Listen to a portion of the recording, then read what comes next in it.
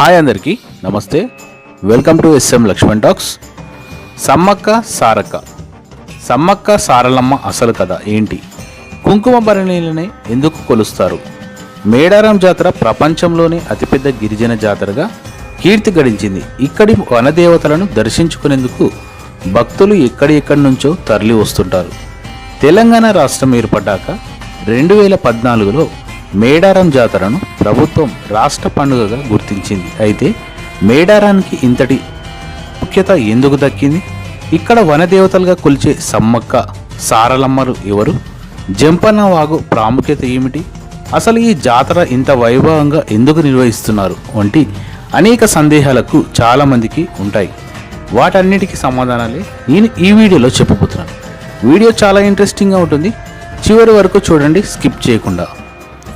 సమ్మక్క సారక్క మేడారం జాతర కథ తెలంగాణ గిరిజనుల వీరత్వానికి ఆత్మగౌరవానికి ప్రతీక. కాకతీయుల కాలంలో పన్నులు చెల్లించలేకపోయినా కోయ తెగకు నాయకత్వం వహిస్తూ సమ్మక్క సారలమ్మ జంపన్నల కుటుంబం అన్యాయమైన యుద్ధంలో తమ ప్రాణాలను త్యాగం చేశారు. ఈ త్యాగాన్ని స్మరించుకుంటూ ప్రతి 2 ఏళ్లకు ఒకసారి మేడారంలో అతిపెద్ద జాతరను నిర్వహిస్తారు. సమ్మక్క సారక్క కథ ముఖ్య అంశాలైతే జననం, బాల్యమైతే కొండపల్లిలో కోయదొర మేడరాజుకు దొరికిన అద్భుతమైన పసిపాపే సమ్మక్క.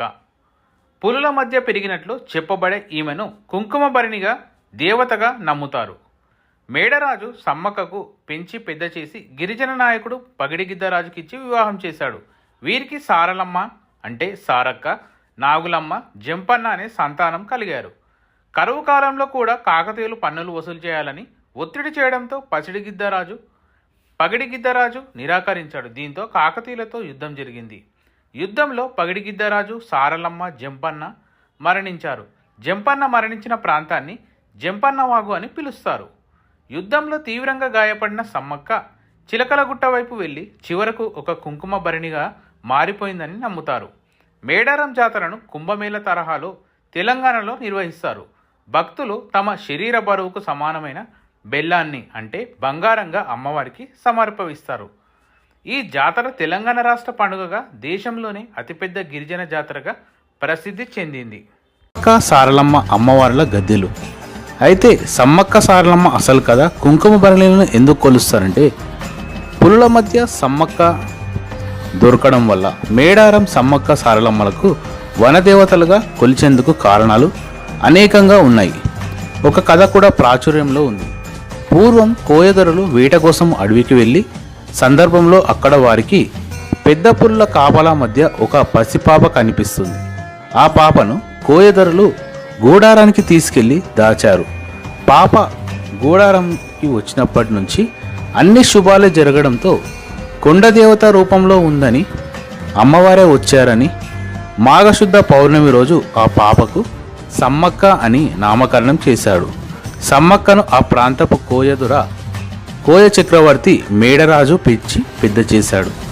అక్కడ గూడారంలో మేడరాజు చక్రవర్తి అలా కాకతీయుల కాలంలో సామాన్య శకం 1260 నుంచి 1320 కాలంలో అంటే కాకతీయులు పరిపాలిస్తున్న రోజుల్లో ఇప్పటి జగిత్యాల జిల్లా ప్రాంతంలోని పోలావాసను గిరిజన దొర మేడరాజు పాలిస్తూ ఉండేవాడు.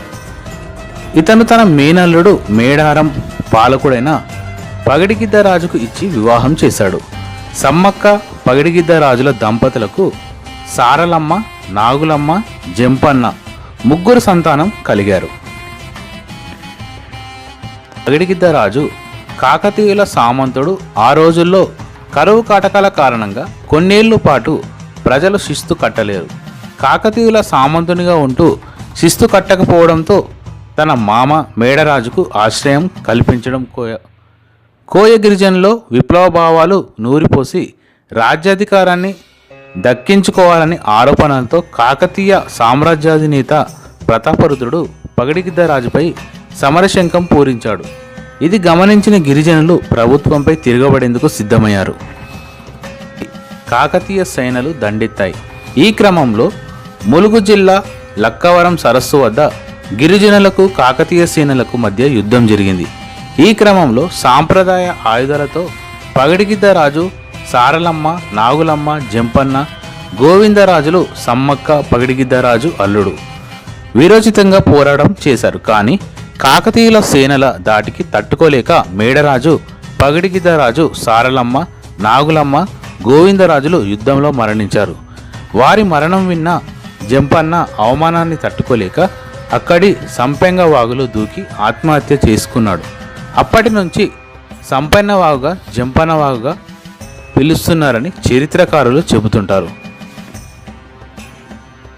ఆ విధంగా తన కుటుంబం మరణించిన రంగానికి వచ్చి కాకతీయ సైనికులపై విరుచుకపడింది. నాగులమ్మ జంపన్న ముగ్గురు సంతానం కలిగారు. పగిడిగిద్దరాజు కాకతీయుల సామంతుడు. ఆ రోజుల్లో కరువు కాటకాల కారణంగా కొన్నేళ్ల పాటు ప్రజలు శిస్తు కట్టలేరు. కాకతీయుల సామంతునిగా ఉంటూ శిస్తు కట్టకపోవడంతో తన మామ మేడరాజుకు ఆశ్రయం కల్పించడం కోయ గిరిజనులో విప్లవ భావాలు నూరిపోసి రాజ్యాధికారాన్ని దక్కించుకోవాలని ఆరోపణలతో కాకతీయ సామ్రాజ్యాధినేత ప్రతాపరుద్రుడు పగిడిగిద్దరాజుపై సమరశంఖం పూరించాడు. ఇది గమనించిన గిరిజనులు ప్రభుత్వంపై తిరగబడేందుకు సిద్ధమయ్యారు. కాకతీయ సేనలు దండెత్తాయి. ఈ క్రమంలో ములుగు జిల్లా లక్కవరం సరస్సు వద్ద గిరిజనులకు కాకతీయ సేనలకు మధ్య యుద్ధం జరిగింది.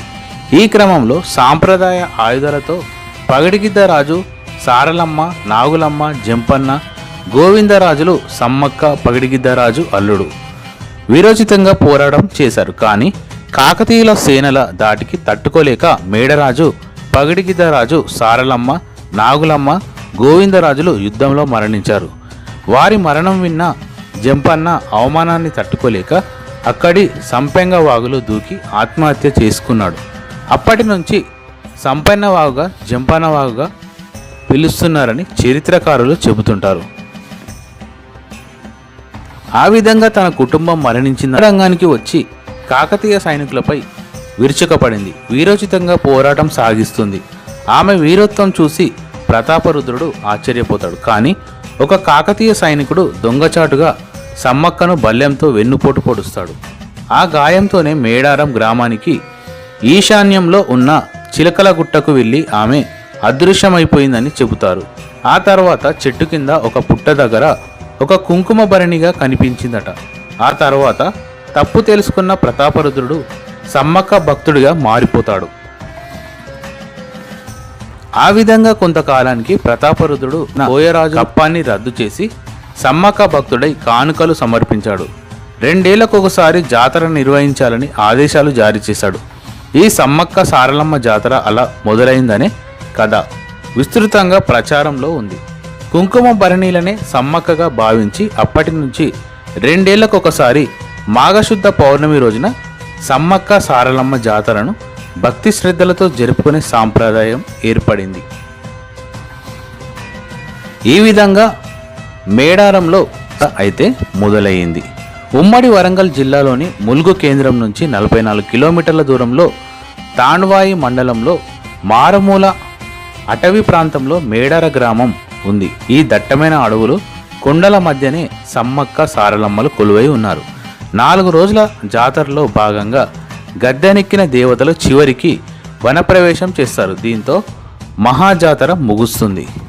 Thank you for watching friends. మరిన్ని ఇంట్రెస్టింగ్ వీడియోస్ కోసం మన ఛానల్ని సబ్స్క్రైబ్ చేసి లైక్ చేసి షేర్ చేసి కామెంట్ చేయండి. Tata bye bye, see you next video.